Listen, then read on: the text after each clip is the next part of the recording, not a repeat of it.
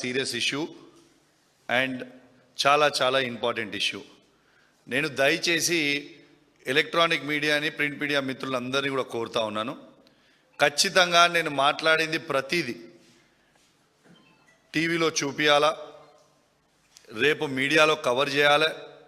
ఎందుకంటే ఇది తెలంగాణలో ఉన్న ప్రతి పౌరునికి తెలవాలి, అదేవిధంగా భారతదేశంలో ఉన్న ప్రతి పౌరునికి కూడా ఇవాళ తెలవాలి.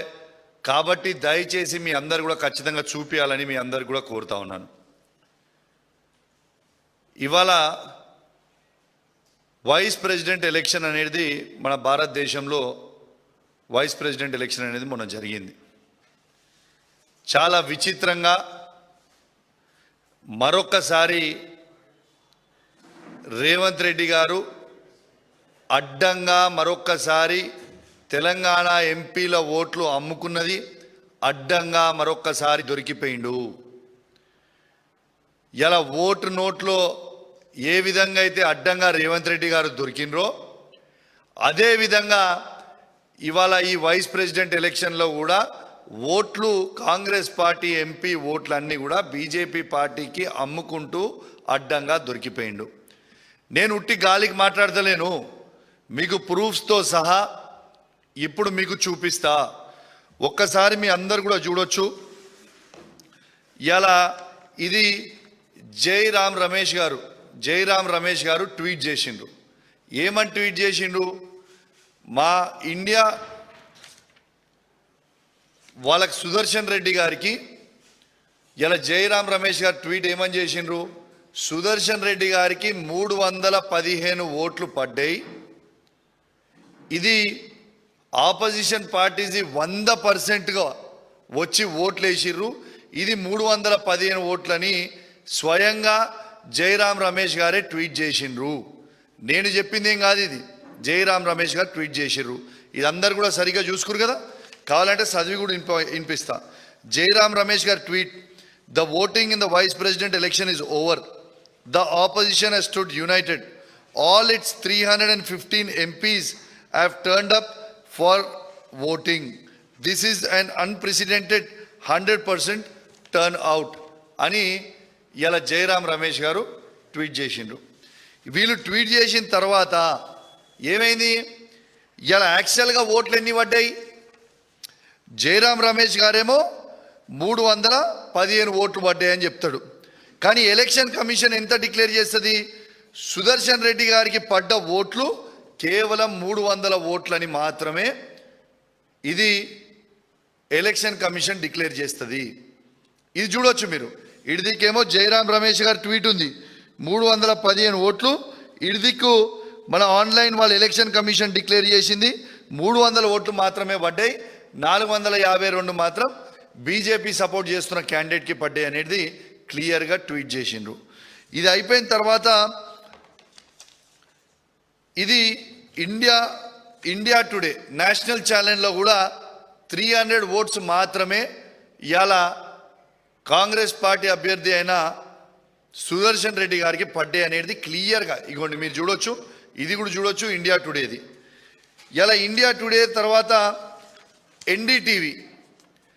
ఎన్డీటీవీలో కూడా ఆన్లైన్లో వాళ్ళు వేసింది కేవలం 300 ఓట్స్ మాత్రమే కాంగ్రెస్ క్యాండిడేట్కి దొరికిన ఓట్లు పడ్డాయి అనేది క్లియర్గా దీంట్లో మీరు చూడొచ్చు. ఇవాళ నేను అనేది ఏంటంటే, ఇలా జైరామ్ రమేష్ గారేమో 315 ఓట్లు పడ్డాయని చెప్తాడు. మరి 300 ఓట్లే ఎట్లా పడ్డాయి అంటే 15 ఓట్లు ఎటుపోయినాయి అంటే ఈ 15 ఓట్లల్లో 8 తెలంగాణ కాంగ్రెస్ పార్టీ ఎంపీ ఓట్లన్నీ కూడా బీజేపీ క్యాండిడేట్కి ఇలా ఓట్లు వేసింది అనేది స్పష్టంగా అర్థమవుతుంది. ఎందుకు చెప్తున్నా అంటే అంత స్పష్టంగా మీరు చూడవచ్చు. ఓటింగ్ అయిపోయిన తర్వాత ఇప్పుడు మీకు చూపిస్తా. ఓటింగ్ అయిపోయిన తర్వాత ఇగోండి రేవంత్ రెడ్డి గారు వారి ఎంపీలందరూ కూడా పోయి నిర్మలా సీతారామన్ గారికి కలిసి బొకే ఇచ్చి మేము ఓట్లు మీరు చెప్పినట్టు ఓట్లు మేము ఖచ్చితంగా బీజేపీ క్యాండిడేట్కి వేసిరు మా ఎంపీలని ఇగోండి ఇది క్లియర్గా చూపిస్తా ఉన్నా. ఇవాళ రేవంత్ రెడ్డి గారు మరియు వాళ్ళ ఎంపీలు అందరు కూడా పోయి మేము ఓట్లు వేసినామని నిర్మలా సీతారామన్ గారికి షాల్వా కప్పి బొకే ఇచ్చింది మీరు స్వయంగా చూస్తూ ఉన్నారు. ఇక నిర్మలా సీతారామన్తో పాటు నితిన్ గడ్కరీని కూడా ఆ రోజు కలిసిండ్రు. మీరు క్లియర్గా చూడొచ్చు. ఇది ఎవరు పెట్టిర్రు? ఇవాళ కాంగ్రెస్ పార్టీ సీఎంఓ ఆఫీస్ పెట్టింది, తెలంగాణ సీఎంఓ ఆఫీస్ పెట్టింది. కాంగ్రెస్ పార్టీ ఎంపీ ఇగోండి ఆయన దాంట్లో నుంచే నేను కిందికి తీసిన ఇగోండి ఇది పెట్టింది మీరు చూడొచ్చు, క్లియర్గా చూడొచ్చు. దీంట్లో నితిన్ గడ్కరీకి ఇచ్చిర్రు. సరే వీళ్ళిద్దరిని ఎందుకు గెలిచిర్రా బాబు అని మేము అడిగితే మేమేదో తెలంగాణ అభివృద్ధి కోసం కలిసినామనో ఏదో అని చెప్తుండొచ్చు. సరే మంచిది, అట్లనే కూడా చెప్దాం. మరియు ఎలక్షన్ అయినాక స్పీకర్ని ఎందుకు కలిసిర్రు? ఇగోటి స్పీకర్ని కూడా కలిసి మొత్తం ఎంపీలు మనోళ్ళందరూ కూడా స్పీకర్ని కలిసి ఇవాళ వాళ్ళ కృతజ్ఞతలు చెప్తా ఉన్నారు, షాల్వాలు కప్పి బొకేలు ఇచ్చి మాట్లాడుతూ ఉన్నారు. ఇది స్వయంగా చూడొచ్చు. దీన్ని బట్టే మీరు అర్థం చేసుకోవచ్చు. దీనికంటే పెద్ద ఎవిడెన్స్ ఏమి కావాలా? ఇలా 315 ఓట్లు పడ్డాయనేమో జయరాం రమేష్ గారు చెప్తారు. వాళ్ళకి యాక్చువల్గా పోలింగ్ అయిందేమో కేవలం 300 ఓట్లే ఉంటాయి. దాంట్లో 15 ఓట్లు తక్కువ పడతాయి. ఆ 15 ఓట్లల్లో బాజాబ్తు 8 తెలంగాణకు సంబంధించిన పార్లమెంట్ సభ్యులు బాజాబ్తు బీజేపీ క్యాండిడేట్కి ఓటేసిరని ఖచ్చితంగా నేను ఎందుకు చెప్తున్నా అంటే ఓటింగ్ అయిపోయిన నిమిషమే నిర్మలా సీతారామన్ కలుస్తారు, ఇలా నితిన్ గడ్కరీ గారిని కలుస్తారు, ఇలా స్పీకర్ని కలుస్తారు. ఇలా మరి దీని అర్థం ఏంటిది? ఖచ్చితంగా ఇలా తెలంగాణకి మరొక్కసారి రేవంత్ రెడ్డి గారు ద్రోహం చేసిరనేది చాలా స్పష్టంగా కనబడతా ఉన్నది. ఇలా ఒక్కటసారి ఆలోచన చేయండి. ఇలా తెలంగాణకి ఏ విధంగా అయితే ఉద్యమంలో ద్రోహం చేసిండో అదే విధంగా ఇవాళ మళ్ళా చంద్రబాబు నాయుడు గారితో లింకు పెట్టుకొని ఇవాళ నరేంద్ర మోడీ గారిని అప్రోచ్ అయ్యి ఇవాళ వాళ్ళ ఓట్లన్నీ కూడా ఇవాళ తెలంగాణ ఎంపీల ఓట్లన్నీ కూడా అమ్ముకున్నది స్వయంగా మీరు చూస్తూ ఉన్నారు. దీంతో పాటు స్వయంగా ఏమని చెప్పిర్రు? ఇవాళ నాకొక్క 3 కాంగ్రెస్ పార్టీ ఎంపీలు కలిసిర్రు. లేట్గా ఎందుకు పెడుతున్నా? 4 రోజులు లేట్ ఎందుకు అయింది రిజల్ట్ అయిపోయినాక కూడా 4 రోజులు లేట్గా ఎందుకు పెడుతున్నా అనేది కూడా చెప్తా ఉన్నాం. నాకు 3 కాంగ్రెస్ పార్టీ ఎంపీలు కలిసిండ్రు. ఇక వాళ్ళు నా దగ్గర మిత్రులు కాబట్టి వాళ్ళ పేర్లు నేను చెప్తలేను.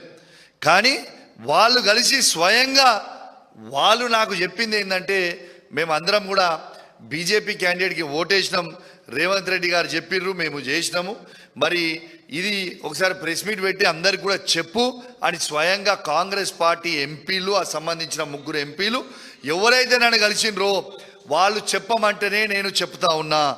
మరి అప్పటిదాకా దీని మీద స్టడీ చేయలే.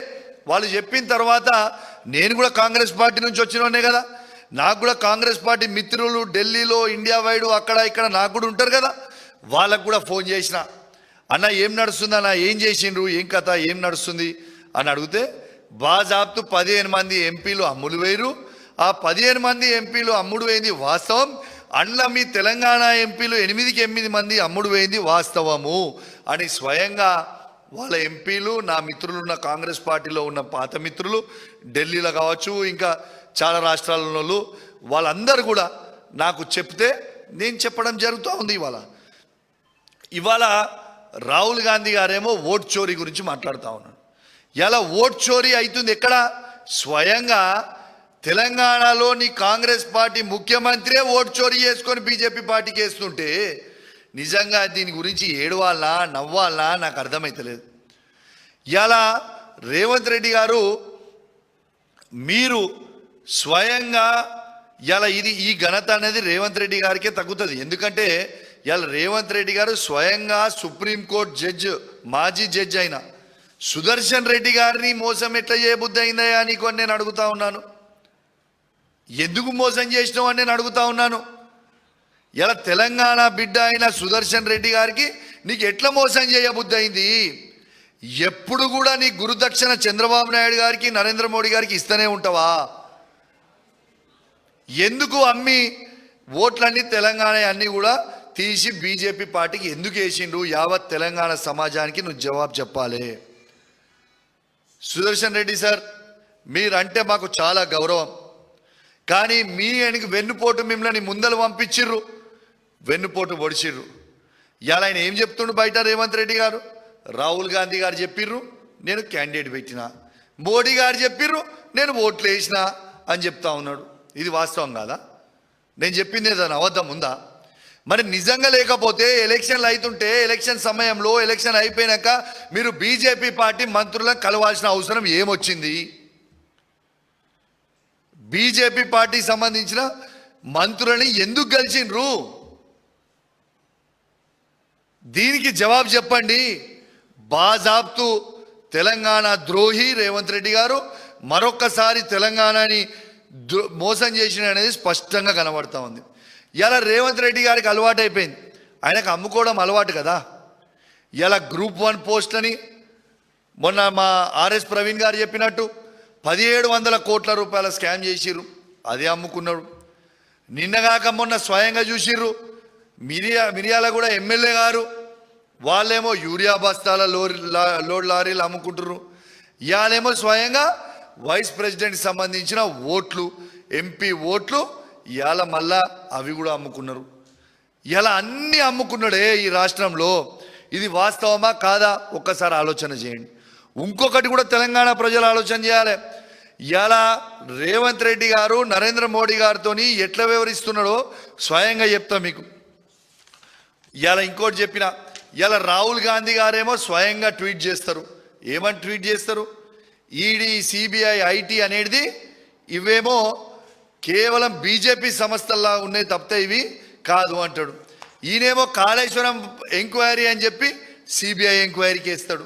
మరి ఇది రాహుల్ గాంధీ గారేమో సిబిఐ అనేది బీజేపీ సంస్థ అని అంటున్నాడు. మరి నువ్వు ఎవరితో చర్చ చేసుకొని సిబిఐ ఎంక్వైరీ చేయించినావు? మంచిది, అదొక్కటి అడ్డంగా దొరికినావు. మళ్ళీ అక్కడ కూడా అది అయిపోయిన తర్వాత రేవంత్ రెడ్డి గారు కాళేశ్వరం మీద సిబిఐ ఎంక్వైరీ చేసేటప్పుడు పాపము ఏ ఒక్క మంత్రికి వాళ్ళ క్యాబినెట్లో సిబిఐ ఎంక్వైరీ చేస్తుండని ఎవరికి కూడా తెలియదు. అందరు కూడా సిట్ వేస్తుండో ఏసీబీ వేస్తుండో అనుకున్నారు. కానీ మంత్రులే ఆశ్చర్యపోయినరు. ఇలా మంత్రులే స్వయంగా సిబిఐకి ఎందుకు ఇచ్చిండు ఇలా అనేది మొత్తం గుసగుస పెడతా ఉన్నారు. ఇలా వాస్తవంగా చెప్పాలంటే ఇలా కాంగ్రెస్ పార్టీ వాళ్ళని చూస్తుంటే నాకు చాలా జాలేస్తూ ఉంది. అది కాంగ్రెస్ పార్టీలో ఉన్న సీనియర్ మంత్రులు కావచ్చు, సీనియర్ నాయకులు కావచ్చు, కాంగ్రెస్ పార్టీ కార్యకర్తలు కావచ్చు, వాళ్ళని చూస్తుంటే జాలేస్తూ ఉంది. ఎందుకంటే ఈ తెలంగాణ రాష్ట్రంలో కాంగ్రెస్ పార్టీ ముఖ్యమంత్రియా లేకుంటే ఈయన బీజేపీ పార్టీ ముఖ్యమంత్రియా మాకైతే అర్థమైతే లేదు. కానీ కాంగ్రెస్ పార్టీ కార్యకర్తలని నాయకులని చూస్తుంటే జాలేస్తూ ఉంది. ఎందుకంటే రేవంత్ రెడ్డి గారు కాంగ్రెస్ పార్టీని తీసుకుపోయి నడి సముద్రంలో ముంచుతా ఉన్నాడు. మొత్తము బీజేపీకే సాయం చేస్తూ ఉన్నాడు. ఇలా నరేంద్ర మోడీ గారు ఏది చెప్తే అది ఇవాళ రేవంత్ రెడ్డి గారు చేస్తూ ఉన్నారు. ఇలా ఒక్కటి నేను అడుగుతా ఉన్నా, ఇలా బీజేపీ వాళ్ళకి రేవంత్ రెడ్డి గారికి ఇలా టైఅప్ లేకపోతే నేను మరొక్కసారి సవాలు విసురుతా ఉన్నా. ఇలా గ్రూప్ 1 ఎగ్జామ్ మీద బాజాబ్తు ఇలా గ్రూప్ 1 పోస్టులో అమ్ముకున్నారు మీరు అని బాజాబ్తు మేము చెప్పినాం. హైకోర్టు కూడా చాలా సీరియస్గా దాని మీద ఆర్డర్ ఇచ్చింది. మరి మీకు దమ్ముంటే, మాకు ఇష్టం లేదు కానీ భాషకు చెప్తున్నాం, దమ్ముంటే మీరు ఈ గ్రూప్ 1 దాని మీద సిబిఐ ఎంక్వైరీ అయ్యండి. ఆనాడు బండి సంజయ్ గారు మా పప్పుడు గ్రూప్ 1 అయినప్పుడు ఎంత హంగామా చేసిండ్రు మీరు గుర్తు తెచ్చుకోండి. మరియు ఇవాళ గ్రూప్ 1 మీద ఇంత పెద్ద స్కామ్ అయితే బండి సంజయ్ గారే భారతదేశానికి హోమ్ మినిస్టరు. మరి బండి సంజయ్ గారు, మీరు రేవంత్ రెడ్డి గారు, బీజేపీ వాళ్ళు, కాంగ్రెస్ వాళ్ళు టైఅప్ లేకపోతే గ్రూప్ 1 మీద సిబిఐ ఎంక్వైరీ అయ్యండి. ఎందుకు దాని మీద వెయ్యరు? ఎందుకంటే వాళ్ళు టైఅప్ ఉన్నారు కాబట్టి. ఎక్కడ వేస్తారు? వెయ్యరు. కానీ దీన్ని చాలా సీరియస్గా తీసుకోవాల్సిన అవసరం ఉన్నది. ఇవాళ తెలంగాణ బిడ్డ అయిన సుదర్శన్ రెడ్డి గారు నిలబడితే వారికి వెన్నుపోటు పొడిచింది ఇవాళ అదే రేవంత్ రెడ్డి గారు. రేవంత్ రెడ్డి గారు ఏమన్నారు మళ్ళీసారి చెప్తున్నాం, మీ అందరికి గుర్తు చేస్తున్నాను. రాహుల్ గాంధీ గారు చెప్పిర్రు నేను నిలబెట్టినా, కానీ నరేంద్ర మోడీ గారు చెప్పిర్రు ఓట్లు మాత్రం బీజేపీకి వేయించిన. ఇది వాస్తవం, ఇది నేను చెప్పింది. ఇది ఆలోచన చేయండి. నేను చెప్పింది వాస్తవమా కాదా ఒక్కసారి మీ గుండె మీద చేసుకొని ఆలోచన చేయండి. కాంగ్రెస్ కార్యకర్తలకు కూడా చెప్తున్నా, వాళ్ళ ఉన్న నాయకులకు కూడా చెప్తున్నా, ఇవాళ నేను ప్రెస్ మీట్ పెట్టగానే మళ్ళీ మీరు ప్రెస్ మీట్ పెట్టి నన్ను ఇష్టం ఉన్నట్టు తిడితే నాకేం అయ్యేది లేదు, పోయేది లేదు. కానీ మీ గుండె మీద చేసుకొని మీరు ఆలోచన చేయరి. ఇలా కాంగ్రెస్ పార్టీని నడి సముద్రంలో ముంచుతున్నా లేదా? ఇలా ఏ ఒక్క కాంగ్రెస్ పార్టీ జెండా మోసిన కార్యకర్తలకి ఎవరికన్నా ఏదన్నా పోస్టులు ఇస్తుర్రా? మీరు కష్టపడి ఓట్లేస్తే అధికారంకి వచ్చిన కాంగ్రెస్ పార్టీ మరి ఏ ఒక్క కార్యకర్తనన్నా ఏ ఊర్లన్నా పట్టించుకుంటుండా రేవంత్ రెడ్డి గారు? ఇది మీ గుండె మీద చేసుకొని మీరు ఆలోచన చేయండి. నన్ను తిట్టుకొని నాకు ఫరక పడలేదు. కానీ మీరు కూడా వెనుక నేను తిట్టేటి రేవంత్ రెడ్డిని మీరు కూడా గవే తిడుతురు కదా. మీరు బయటికి చెప్పలేకపోతున్నారు, నేను బయటికి చెప్తున్నా. గదే డిఫరెన్స్ కదా నేను చెప్పింది. కాబట్టి ఇవాళ మీకు అందరు కూడా ఆలోచించాలని విజ్ఞప్తి చేస్తా ఉన్నా. ఇవాళ ఇది చాలా సీరియస్ అయిన అలిగేషన్ ఇది నేను చేసింది. ఇది ఖచ్చితంగా ప్రతి మీడియాలో కవర్ చేయాలి. ఖచ్చితంగా తెలంగాణలో ఉన్న కాంగ్రెస్ పార్టీ ఎంపీలందరూ కూడా బీజేపీ క్యాండిడేట్ అయిన వారికి ఇవాళ ఓట్లు వేసినారు వైస్ ప్రెసిడెంట్ ఎలక్షన్లలో. This is very very clear. So నేను రిక్వెస్ట్ చేస్తున్నా, దీని మీద కూడా ఖచ్చితంగా ఆలోచన చేయాలి. ఇలా ఎట్లావో, ఎందుకంటే దీని మీద ఏ ఎంక్వైరీ ఏమన్నా కూడా వేయరు, ఎందుకంటే దాని మీద ఓటింగ్ కాబట్టి దాని మీద వేయరు. కానీ దీని మీద ఇది చెప్పింది నిజం. మరి జయరాం రమేష్ 315 పక్కా పడ్డే ఓట్లు అంటే మరి ఎలక్షన్ కమిషన్ ఏమో 300 ఓట్లు పడ్డాయని ఎట్లా చెప్తుంది భయ్? ఇది కావాలంటే ఒక్కసారి ఆ వీడియో కూడా ఇంటారంటే మీరు వినండి. ఒకసారి ఎలక్షన్ కమిషన్ చెప్పిన వీడియో మీకు ఒక్కసారి వినిపిస్తా. ఆయన కూడా డిక్లేర్ చేసిన ఓట్లు మీరు అందరు కూడా ఒక్కసారి వినాలని మీ అందరు కూడా విజ్ఞప్తి చేస్తున్నా.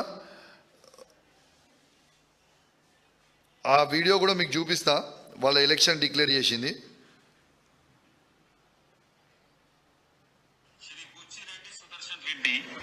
has secured 300 first preference votes and Shri C.P. Radhakrishnan has secured 452 first preference votes.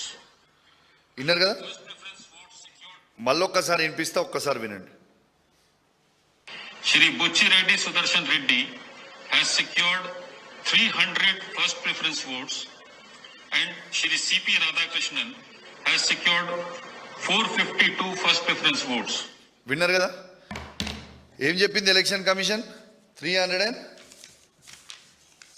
300 votes పడ్డాయని ఎలక్షన్ కమిషన్ క్లియర్గా డిక్లేర్ చేసిరా. మరి జయరాం రమేష్ గారు 315 ఓట్స్ పడ్డాయని జయరాం రమేష్ గారు ట్వీట్ చేసిండ్రు. ఈ 15 ఓట్లు ఎవరు దొంగతనం చేసిర్రు అంటే ఈ 15 ఓట్లల్లో 8 ఓట్లు తెలంగాణ ఎంపీలయే. నేను బల్లా గుద్ది చెప్తున్నా మళ్ళా ఇవి 8 ఓట్లు, ఈ 15 ఓట్లు దొంగతనం అయిన దాంట్లో 8 ఓట్లు మాత్రం తెలంగాణ ఎంపీలే. అంత ఖచ్చితంగా ఎందుకు చెప్తున్నా అంటే ఇగో మీరే చూడుర్రి, ఇగోర్రి మరొక్కసారి చూపిస్తున్నా, మీరే చూడండి. ముఖ్యమంత్రి గారు తెలంగాణ ఎంపీలందరూ కూడా స్పీకర్ గారిని కలుస్తారు. మరియు మళ్ళొక్కసారి ఇగోండి నితిన్ గడ్కరీ గారిని కలుస్తారు, నిర్మలా సీతారామన్ గారు కలుస్తారు. ఎంపీలందరూ వేరే పార్టీలో ఎవరైనా కలిసిర్రు? అబ్బాయి వీళ్ళు ఉన్న దాంట్లో ఫోటోలు చూపించమని చెప్పారు, వీళ్ళని కలిసిర్రని. ఎందుకు కలిసిర్రు? ఎలక్షన్ అంత సీరియస్గా అవుతుంటే వీళ్ళకి కలవాల్సిన అవసరం ఏమొచ్చింది అంటే అర్థం చేసుకోండి. మళ్ళా తెలంగాణ బిడ్డ అయిన సుదర్శన్ రెడ్డి గారిని బాజాబ్తు రేవంత్ రెడ్డి గారు మోసం చేసింది వాస్తవము. నేను ఇంకోటి కూడా అడుగుతున్నాను రేవంత్ రెడ్డి గారిని, మీరు బీసీల గురించి ఇంత పెద్ద ఎత్తున మాట్లాడుతూ ఉన్నారు, సంతోషం, దానికి మా పార్టీ కూడా మద్దతు చేస్తున్నారని మేము బాజాబ్తు చెప్తున్నాం. మరి వైస్ ప్రెసిడెంట్కి మన బీసీ బిడ్డ అయిన విహెచ్ హనుమంతరావుని ఎందుకు నిలబెట్టలేను? నిలబెట్టేది ఉంటుంది కదా విహెచ్ హనుమంతరావు గారిని. నీకు బీసీల మీద ప్రేమ ఉన్నప్పుడు, బీసీలకి నిజంగా న్యాయం చేయాలనుకుంటున్నప్పుడు ఇలా బీసీ బిడ్డ అయిన మన తెలంగాణ బిడ్డ అయిన విహెచ్ హనుమంతరావును నువ్వు ఎందుకు నిలబెట్టలే? ఆయన కూడా సీనియరే కదా, చాలా సీనియర్ కదా కాంగ్రెస్ పార్టీలో. దాని తర్వాత ఆయన కూడా పెద్ద బీసీ బిడ్డ కదా, ఎందుకు నిలబెట్టలే? అంటే తెలంగాణకి ఎప్పుడూ ద్రోహం చేస్తాడు రేవంత్ రెడ్డి. ఇంకోటి చెప్తున్నా, రాజ్యసభ తెలంగాణకి ఈజీగా 100% గెలిచే రాజ్యసభను పక్క రాష్ట్రానికి అమ్ముకుంటాడు అభిషేక్కి. తెలంగాణ బిడ్డకి ఎందుకు ఇవ్వలే మరి నువ్వు ఆ రోజు పక్కా వచ్చేటోనికి? అంటే ఎందుకంటే ఈయనకి తెలంగాణ మీద ప్రేమనే లేదు, తెలంగాణకు వచ్చేదో రాజ్యసభ సీటు, తెలంగాణ ఎవరైనా వచ్చేది, తెలంగాణలో ఉన్న రాజ్యసభ మాత్రం తెలంగాణ వాళ్ళకి ఇయ్యాడు, పక్క రాష్ట్రంకి అమ్ముకుంటాడు. ఇవన్నీ వాస్తవాలా కాదా ఒక్కసారి ఆలోచన చేయండి. మరి ఎలక్ట్రానిక్ మీడియా, ప్రింట్ మీడియా మిత్రుల్ని కూడా నేను దయచేసి కోరుతా ఉన్నాను, ఇది ఖచ్చితంగా మీ అందరు కూడా అద్భుతంగా చూపించాలని నేను మనస్ఫూర్తిగా కోరుకుంటా ఉన్నాను.